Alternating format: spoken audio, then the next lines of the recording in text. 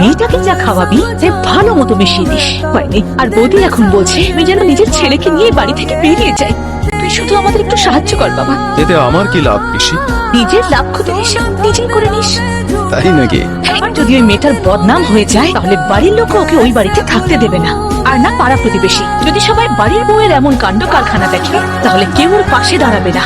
এমন ছোবল মারবো জল চাওয়ারও সুযোগ পাবে না। একজন বয়স্ক ভদ্র মহিলাকে তীর্থ করতে নিয়ে গেছিলেন, আর আপনি আমাদের বাড়ির কোনো পুরুষের কাছ থেকে পারমিশন নেওয়ার প্রয়োজন বোধ করেননি। প্রভু, তুই এসব কি বলছিস? তোমার কথা আমি কিছুই বুঝে উঠতে পারছি না বাবা। আমি আপনার একজন অসুস্থ একা মহিলাকে তীর্থযাত্রায় কি করে নিয়ে গেলেন? তাদেরকে কোনো অধিকার নেই, তাদের ছোট মামাকে কিছু বলারও কোনো অধিকার নেই। পল্টুদার কাছে কোনো অধিকার না থাকলেও আমার কাছে তো আছে। হন তোমায় এই অধিকার দিচ্ছে ততক্ষণ নেই। এমন কিছু হতো তাহলে আমরা আপনাকে ছাড়তাম।